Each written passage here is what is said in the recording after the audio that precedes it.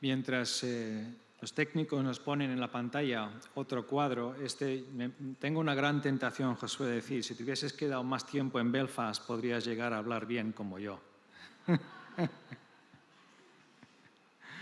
Me perdonaréis el acento catalano-irlandés.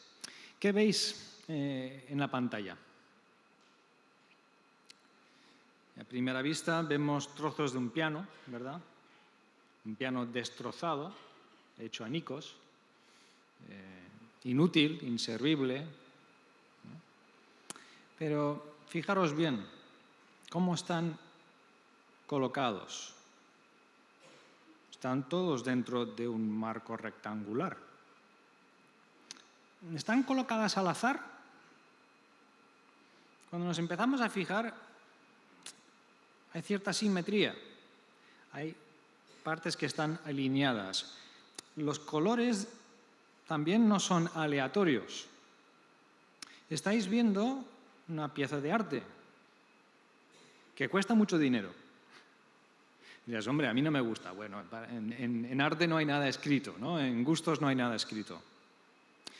Pero es un ejemplo de cómo un gran artista es capaz de coger cosas rotas, desechadas, incluso feas, y crear algo que tiene orden, incluso belleza. La enseñanza que vamos a encontrar en el pasaje que se nos ha leído en esta mañana es una enseñanza que es capaz de poner orden en una vida caótica. Es capaz incluso de encontrar belleza en situaciones tremendamente tristes, amargas y difíciles. Escuché esta semana pasada, quizás lo escuchasteis también, la triste noticia de que en el año 2022 en España cada día 11 personas se quitaron la vida. Qué triste, ¿verdad? Vivimos en una sociedad donde quizás sin llegar a tales extremos, pero tantas personas, quizás nosotros mismos, nos sentimos solos. Nunca tan conectados como en las redes sociales, pero realmente cuando voy a mi instituto, cuando voy a mi universidad, a mi lugar de trabajo, la relación con otras personas no lo hay realmente. O otras situaciones de la vida son francamente difíciles. La enseñanza en este pasaje es capaz de darnos una estabilidad en un mundo que se ha vuelto cada vez más inseguro. Es capaz de darnos el poder para resistir cualquier tentación. Es capaz de permitirnos perseverar en una prueba que se alarga en el tiempo. Es capaz de convertirnos en una persona que ayuda a otros. Es una enseñanza útil, bella, poderosa. Enseguida estamos viendo que esta forma de pensar que a veces se escucha, no nos preocupemos con doctrina, no nos enseñanzas, yo quiero algo práctico para mi vida. Vamos a encontrar que aquí hay una enseñanza doctrinal en este pasaje que es útil, poderosa y bella. Pero no empezamos allí. Una estructura de lo que vamos a pensar juntos. Vamos a ver en el ejemplo de los hermanos de José, tenemos que meternos en el túnel del tiempo y vernos en esa escena en la corte en Egipto, donde se presentan los hermanos de José al que era el gobernador, el presidente del gobierno del imperio mayor del mundo en aquel entonces, el egipcio. Y vamos a ver primero en sus hermanos la carencia de un fundamento estable para la vida. En el ejemplo de José, en contraste, vamos a descubrir en él y en sus palabras la clave para una vida espiritual estable. Y después veremos consecuencias prácticas que de ello se desarrollan o siguen. En primer lugar, entonces, ¿veis la escena? Por cierto, tener la Biblia abierta en papel o en digital, comprobar de lo que estoy diciendo sale de la Biblia, que no me lo estoy sacando de la manga. Estos hermanos Ha muerto su padre. Es cultura general, todos sabemos los grandes mimbres de la historia de José, porque incluso en dibujos animados ha salido en el cine. Con 17 años, sus hermanos le venden como esclavo. Querían matarlo, pero a uno se le ocurre, bueno, esto es una pérdida de una posible ganancia, por lo menos saquemos algo, vendámosle. Y le venden a la trata para que sea llevado a Egipto como esclavo. Y pasan todos estos años, 39, y ahora ha muerto su padre. Ahora están en Egipto. ¿Y sus hermanos cómo se sienten? Bueno, lo vemos. ¿Qué hacen? Le mandan a alguien con un mensaje para José, ¿no? Lo leemos en el pasaje. Y esta persona le tenía que decir, por favor, escucha, tu padre nos mandó antes de su muerte que te dijéramos, por favor, perdona la maldad de tus hermanos y su pecado porque te trataron mal. Cuando nos remuerde la conciencia, ¿qué deberíamos hacer? Bueno, lo primero es dirigirnos a Dios. Él es el que tiene la solución y la respuesta para cualquier cuestión que nos pueda pesar en nuestro corazón. Segundo lugar, si yo he hecho algo, yo he ofendido a alguien, además de Dios, pues tendría que dirigirme a esa persona para hablarlo, para arreglar en lo que pueda esta situación pendiente con esta persona. Pero fijaros, los hermanos no hacen ni lo uno ni lo otro. No se dirigen a Dios y no van directamente a José. Mandan esta tercera persona que vaya con este mensaje que supuestamente el padre hubiese dejado como una carta para entregar después de su fallecimiento a su hijo José. ¿Os lo creéis? ¿Os suena real que realmente el padre hubiese dejado este mensaje? Acordémonos que llevaba, si me acuerdo bien, 17 años viviendo en Egipto. Con cualquier día se lo podría haber dicho a José. No sé, ¿os lo creéis, sí o no? Algunos ya hace calor aquí dentro y ya estáis como medio dormidos y no sabéis ni sí ni no, ¿no? Yo dudo. Yo dudo de que realmente hubiese sido así. Entonces aquí tenemos personas que están sintiendo temor de qué va a pasar ahora. Hay personas que por lo que hicieron años atrás tienen una gran carga de conciencia, pero no la arreglan. Van con triquiñuelas, manipulaciones, medias verdades, medias mentiras, y después cuando se presentan delante de José, fijaros cómo se comportan en el versículo 18, postrándose delante de él y dicen, aquí nos tienes como esclavos tuyos. ¿Era eso lo que quería José? Estas excesivas reacciones intentando conseguir que a ver si de esta manera al menos esta persona no me pague ahora por el mal que he hecho años atrás. Estos hermanos muestran que no tienen un fundamento estable para su vida. Y la clave está en cómo hablan de Dios. ¿Os habéis visto en el versículo 17? Cuando Dios es mencionado es de carambola. Dicen de sí mismos, somos los siervos del Dios de tu Padre. O sea, no se dirigen primero a Dios. El mensaje va para José, pero es que ni siquiera dicen el Dios tuyo, sino somos los siervos del Dios de tu Padre. La relación es tan indirecta, tan tenue. Aquí hay un gran contraste con José. Cuando él habla de Dios, está hablando del Dios al que ha conocido y del que se fía. Y aquí estamos ya encontrando la clave. Hemos visto la carencia de este fundamento, pero cuando nos fijamos en el ejemplo de José, encontramos que la clave para una vida estable es conocer y confiar en aquel Dios que lo usa absolutamente todo para cumplir sus buenos propósitos para con nuestras vidas. Dios usa, como esas piezas del piano, cosas que parecen inservibles, cosas rotas, cosas feas y arma una obra de arte. Y José conoce a este Dios y se fía de él, aunque no pueda entender qué es lo que Dios está haciendo en determinados momentos de su vida. Esto es la gran diferencia. Fijaros, en el versículo 19, cuando empieza a contestarles José, lo primero que les dice es: no temáis, ¿estoy yo acaso en el lugar de Dios?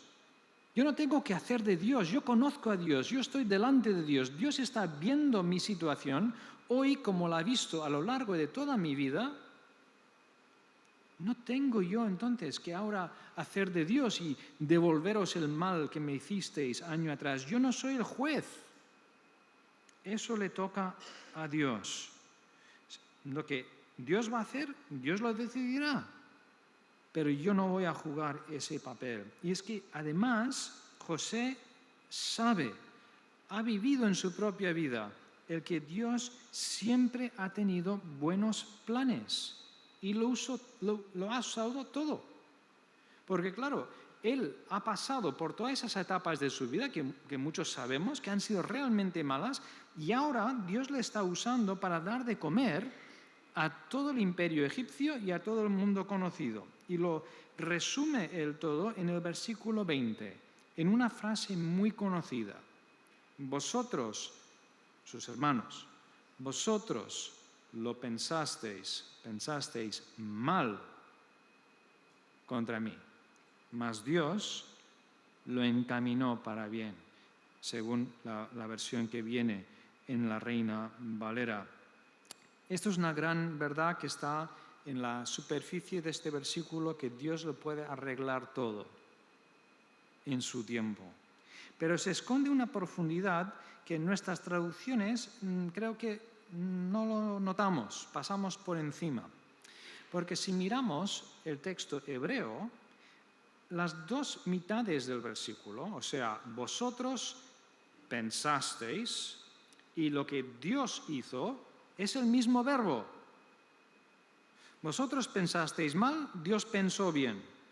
O, según la versión que tengas delante, vosotros planificasteis para mal, y vendría entonces Dios planificó para bien.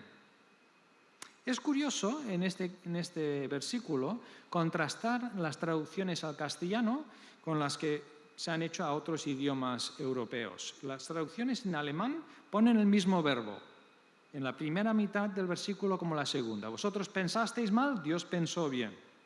Las versiones al italiano igual, las inglesas igual, siempre el mismo verbo en la primera mitad y la segunda. En las versiones francesas, algunas sí, algunas no. El que en español se traduzca: vosotros pensasteis hacerme mal, pero Dios lo encaminó para bien, tiene una virtud y un gran defecto. La virtud es que intenta reflejar el que hay un pequeño matiz entre las dos mitades. La primera está hablando del corazón. ¿Cuál era el deseo de la persona que está pensando y planificando? Vosotros pensasteis mal. Es que, francamente, realmente era... ¿Qué palabra podemos poner para uno que vende a su hermano para que sea esclavo? Esto es maldad, esto es odio, rencor, nació de la envidia que le tenían. Se está hablando de la motivación. En la segunda mitad del versículo, Dios lo encaminó a bien, está hablando del objetivo que se persigue. Entonces, hay este pequeño matiz entre las dos mitades del versículo, que al usar dos verbos diferentes se resalta. Pero, ¿cuál es el precio que pagamos por poner dos verbos diferentes? El problema es que lo leemos como si fuera cronológico. Vosotros pensasteis mal, pero Dios lo encaminó. O sea, pensamos que está diciendo que Dios lo arregló. Como si Dios, mirando desde el cielo, dice: vaya lo que han montado. ¡Buf! ¿Ahora qué haremos? ¿Cómo vamos a poder arreglar la situación? Eso es una gran verdad, bonita, pero este versículo enseña mucho más. Dice José que en el mismo instante que sus hermanos tenían un mal plan, Dios tenía un buen plan. Ellos planifican para mal, pero Dios en ese mismo instante está planificando para bien. Y uno no quita al otro. Hay dos planes, dos pensamientos, uno malo y uno bueno. Y aquí hay un misterio que no podemos terminar de resolver del todo. Pero la Escritura nos enseña que las dos son realidades verdaderas, que hay una voluntad humana y hay una voluntad divina. El ejemplo donde se ve más claramente en la Biblia es en el Nuevo Testamento. No perdáis Génesis 50, pero vámonos un momento a Hechos capítulo 4. Porque la gran pregunta en el Nuevo Testamento, podríamos hacernos, es: ¿lo que ocurrió en la cruz fue algo bueno o algo malo? Bueno, pues veamos la respuesta de la iglesia primitiva. En Hechos capítulo 4, ellos, los creyentes, están pensando sobre lo que ocurrió en la cruz y en la oración a Dios están hablando sobre ello. Hechos 4, 27, y dice así: verdaderamente, tanto Herodes como Poncio Pilato con los gentiles y el pueblo de Israel se reunieron en esta ciudad contra tu santo siervo Jesús. Y versículo 28, aquí está la clave. ¿Y qué hicieron? Llevar a cabo lo que tu mano y tu consejo habían determinado de antemano había de ser hecho. Lo que hizo Poncio Pilato cuando se lavó las manos y condenó a muerte a un hombre inocente, ¿fue algo bueno? No. ¿Lo que hizo Herodes fue algo bueno? No. ¿Lo que hizo el pueblo judío y los líderes religiosos fue algo bueno? No. ¿Lo que hizo Dios fue bueno? Sí. O sea, la cruz es a la vez el acto más malévolo, más cruel y más injusto de toda la historia humana, y es a la vez el acto más maravilloso, más bondadoso y más misericordioso que jamás ha existido en el universo. ¿Cómo puede ser? Pero la Biblia dice que las dos son ciertas. Volvámonos a Génesis. Tú me dirás, bueno, yo veo en la historia de José que él, aunque fue vendido para ser esclavo, al final Dios lo arregló todo y de alguna manera pues terminó él siendo pues ahí como el emperador, el faraón, dando de comer a medio mundo. Pero yo no veo en mi vida como esa enfermedad, como el momento cuando esa persona falleció, ese ser querido. Lo que yo he vivido en mi trabajo, yo no veo ningún fruto bueno. José también nos enseña que no todo se cosecha antes de nuestra muerte en esta vida. Al final del capítulo 50 de Génesis hay una segunda conversación entre él y sus hermanos. Y en el versículo 24, José dice a sus hermanos que ya ve próxima el día de su fallecimiento, y él dice: yo voy a morir, pero Dios ciertamente os visitará con su favor y os hará subir de esta tierra a la tierra que juró dar a Abraham, a Isaac y a Jacob. José dice: yo sé que Dios prometió que tendríamos la tierra prometida, pero no estamos en la tierra prometida, estamos en Egipto.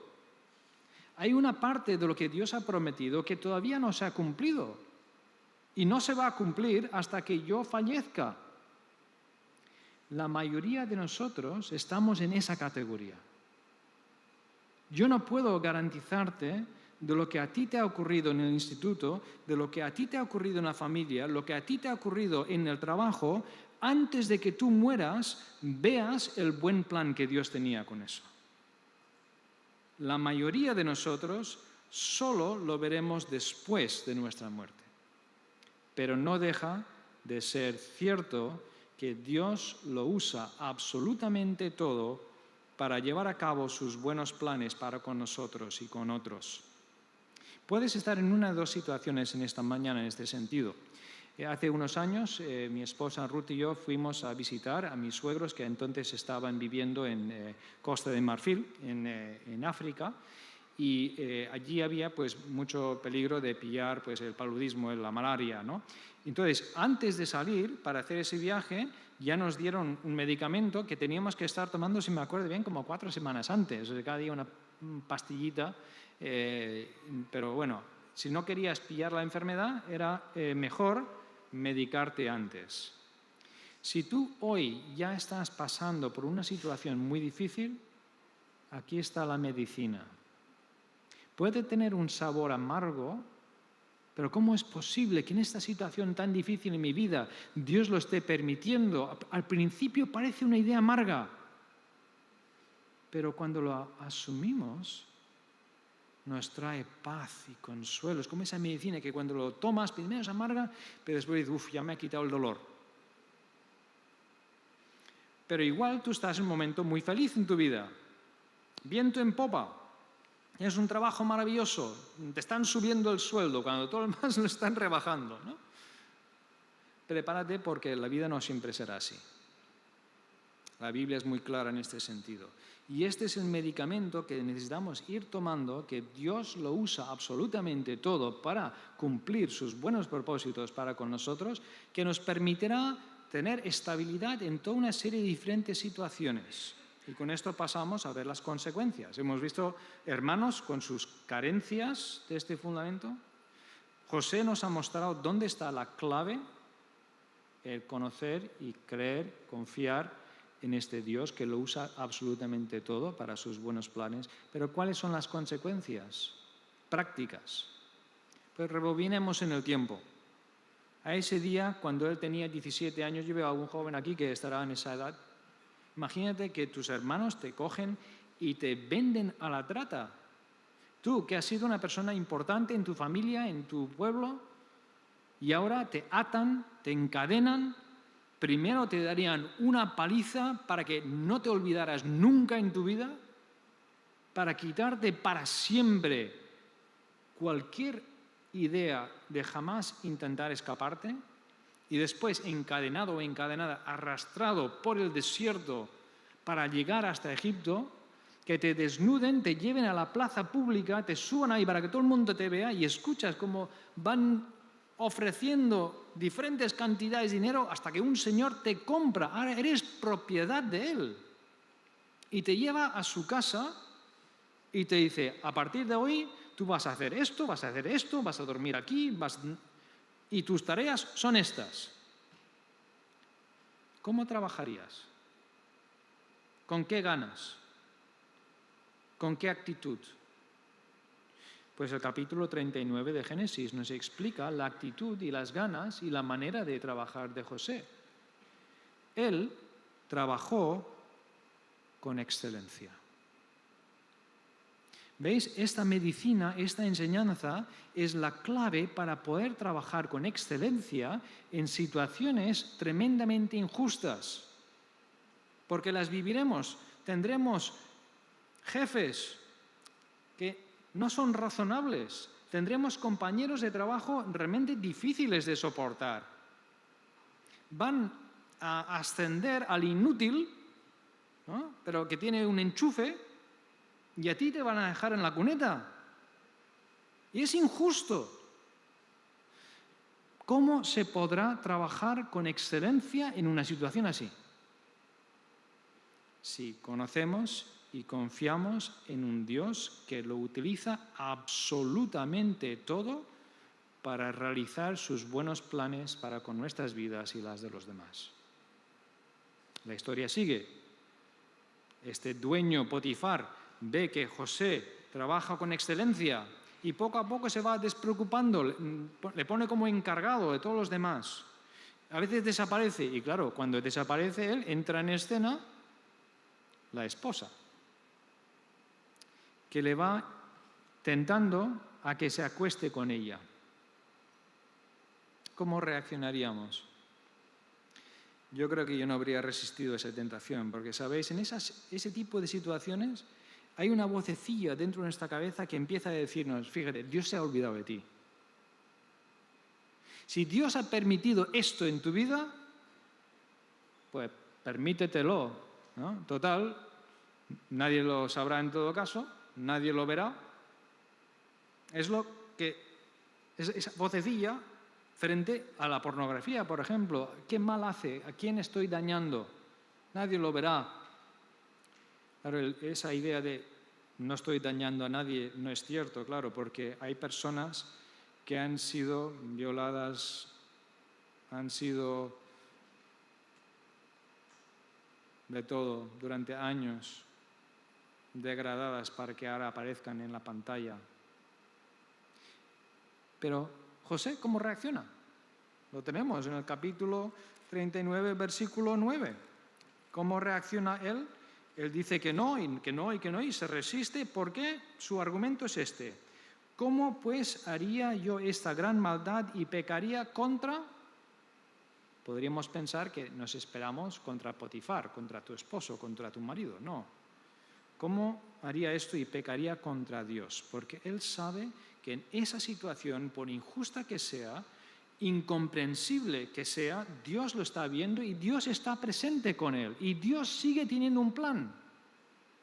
Entonces, fijaros, esta es la segunda consecuencia práctica de esta clave, vivir la vida así. Nos permite resistir la tentación. ¿Sabéis cómo sigue la historia? La mujer se enfurece cuando vuelve el esposo, le ha agarrado la túnica a José y entonces para maquillar la situación dice, este se ha querido acostar conmigo, me ha querido violar. Se enfurece Potifar, no sabemos con quién. Si estuviera realmente enfadado con José, yo me esperaría que sacara la espada y la matara, ¿no? Si es un esclavo, ¿cómo se atreve a entrar en el dormitorio de mi esposa? Pero no lo hace, lo mete en la cárcel. Igual estaba más enfadado con la esposa. Es posible. El texto no lo dice.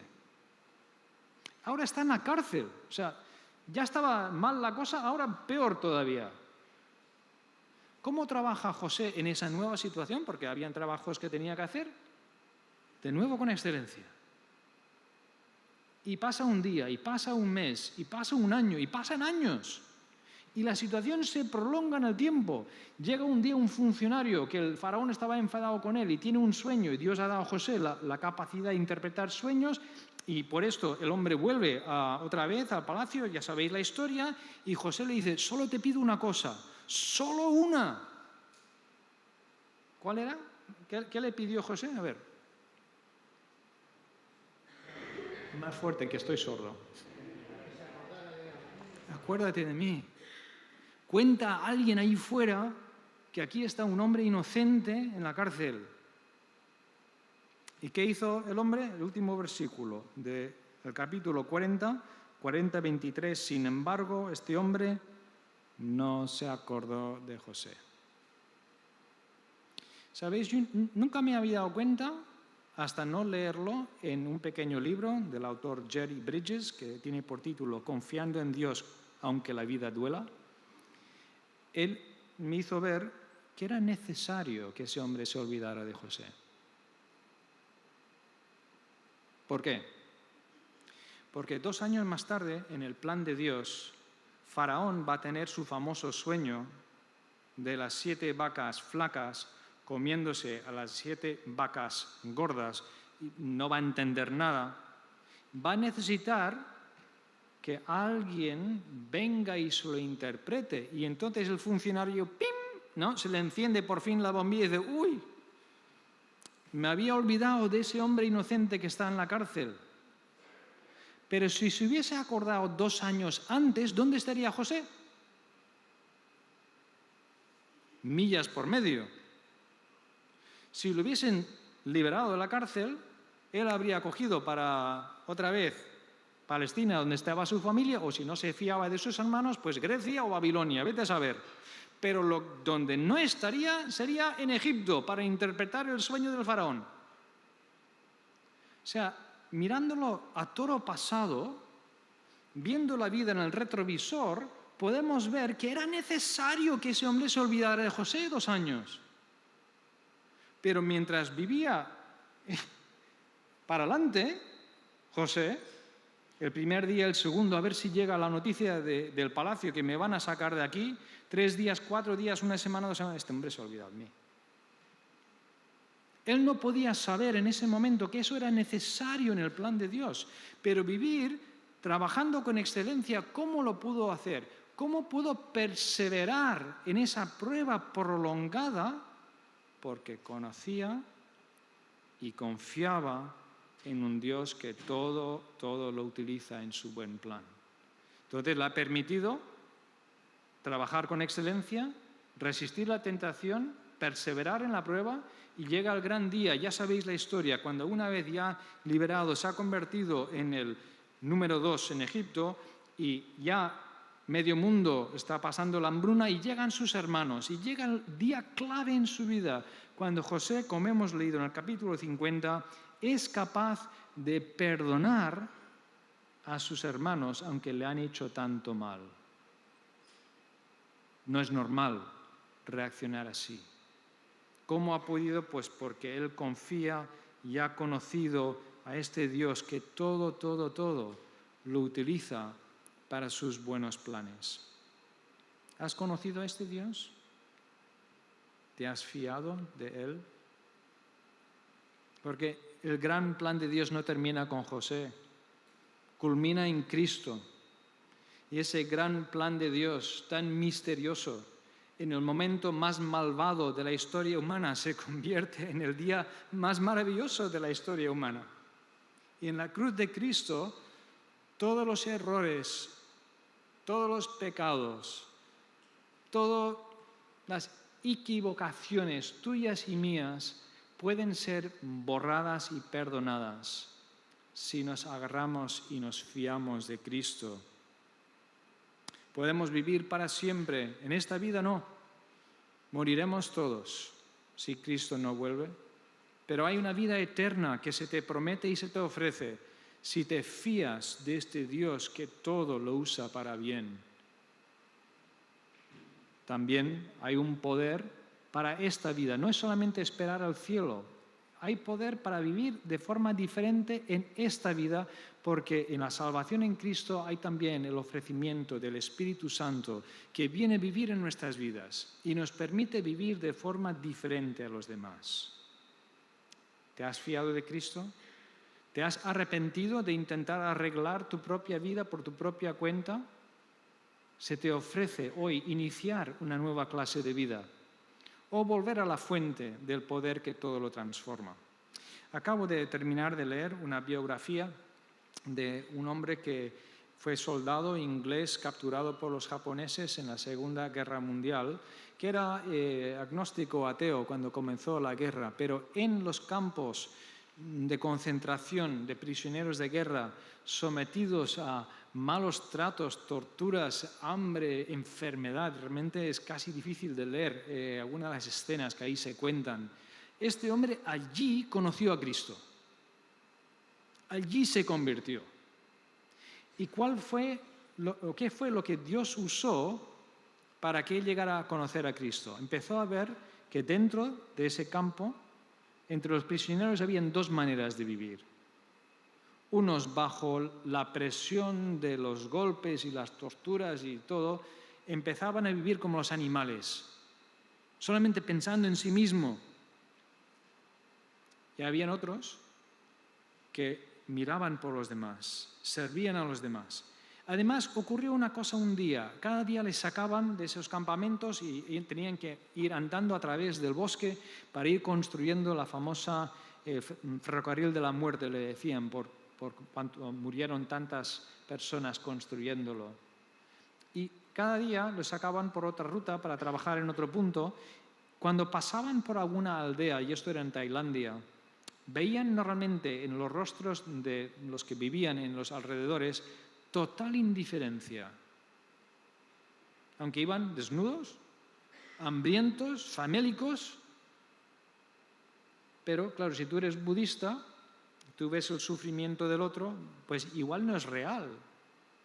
Y si es real, pues se lo ha ganado en otra vida. Te importa un pepino lo que sufra el otro. Pero un día pasaron por una aldea diferente Y la gente salió y viéndoles pasar a estos presos y cómo iban, vieron en sus caras otra actitud.